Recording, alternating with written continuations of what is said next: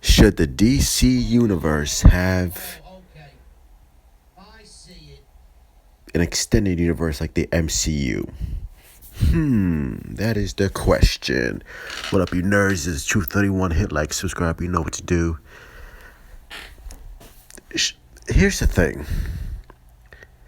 I think it's better if the DC didn't have a shared universe like Marvel. Because like I said, Marvel did it well, did it really well. And to me, Marvel ended with Endgame. Like, I don't care about Thor.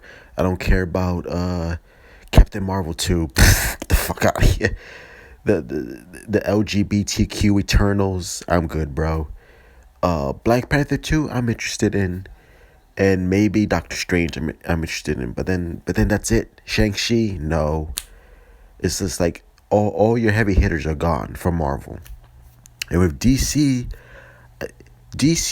does so well with its Elseworld stories, and it doesn't have to have the shared cinematic universe. It doesn't need to have that, because DC is obviously better than Marvel. It has more iconic characters, and Warner Brothers, when their head is not up their asses, they can pull off amazing shit. Joker, amazing. Joker's amazing. Joker's amazing. Made $1 billion. A Joker, fantastic film. One nominated for 11 Oscars. Think about that. One DC movie fucking made history with 11 Oscar nominations for Joker, and one for best actor for Joaquin Phoenix. Amazing, and well deserved too. Well deserved. I mean, if that didn't give confidence with Warner Brothers, I don't know what. Birds of Prey, like I said, I don't hate Birds of Prey, but it's just like I don't know what that was. I really don't know what it was. The Birds of Prey film. It's like no. I would rather have David Ayer come back. David Ayer should have come back and do, his Gotham City Sirens. I would have been much more interested in that. Or Suicide Squad Part 2. I would have David Ayer come back and do his version and make a rated R Suicide Squad with his take on it. But the whole mess with the Zack Snyder travesty and David Ayer being fucked with, so I can imagine why he didn't come back. But to me, DC could do such amazing stories. You can have the ability to make another Batman film that has nothing to do with Robert Pattinson. You can make a one-shot Batman film with Ben Affleck.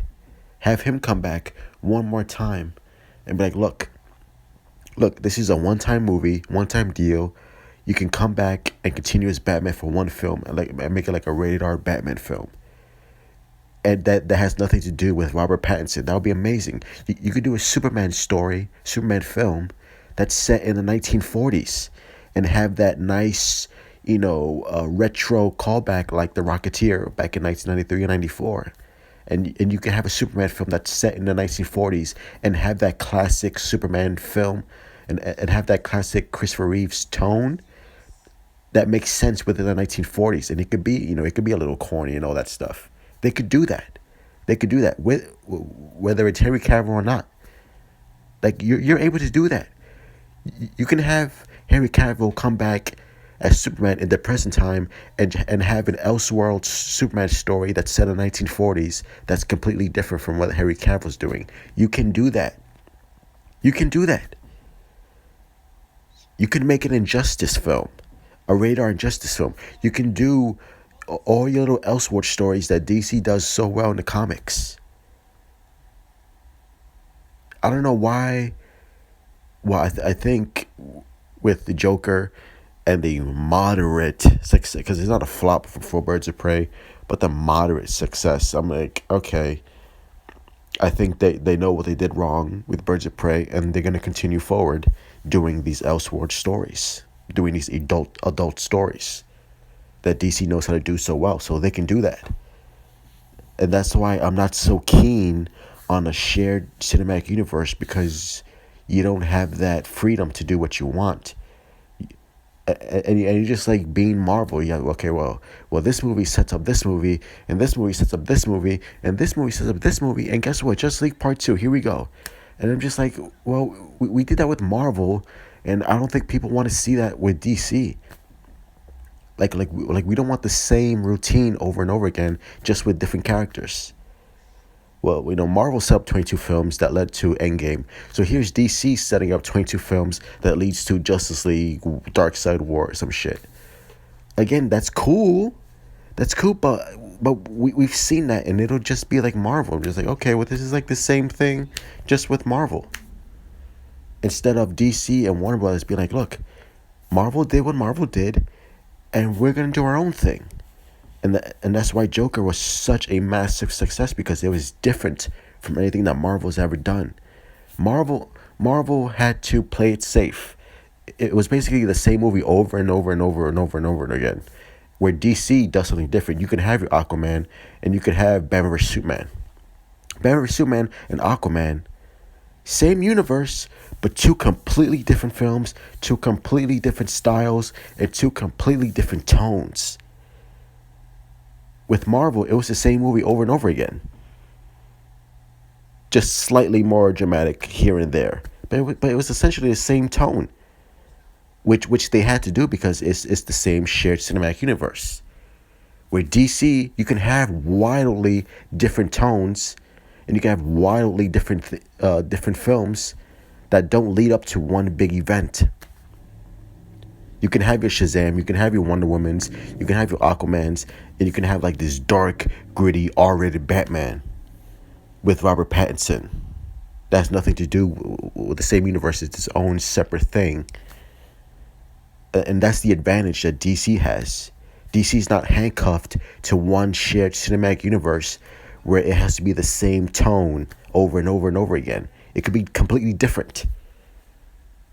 Different styles, different tones, different themes. You have Aquaman for the kids, and you can have like a really dark injustice film that's rated R. That's like, holy shit.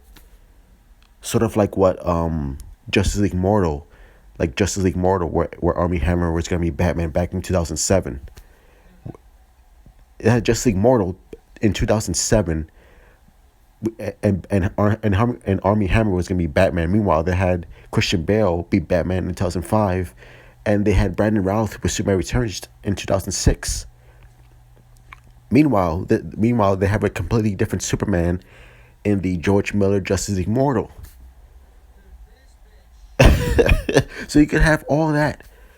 So you can have fucking two different Batmans and two different Supermans, and telling completely different stories. You have an origin film with Batman with Christian Bale. You have the Justice League origin film with completely different actors playing Batman and Superman. And you have Superman Returns, telling completely different stories. And it's not going to confuse the audience, because the audience is smart. They know the difference. The audience didn't go see Joker and be like, hey, I thought Heath Ledger was still playing Joker. Where's Jack Nicholson? I thought he was Joker. The general audience understood, like, no, like, we know this is different. We know this is not Marvel. We know this is DC, and this is a completely different thing. And that's what DC should continue to do. Tell more original, dark stories with these characters. It doesn't have to be dark, but tell, unique stories with these characters. You're not going to ruin them. These characters are so iconic that like you can't ruin these characters even if you wanted to, because they're just so ingrained in our culture that in American history that it's impossible to ruin them. It's impossible. So yeah, those are my thoughts. And I think DC should not have a cinematic universe. I think they should just keep doing their own thing. Don't be like Marvel. Do your own thing. DC is its own entity.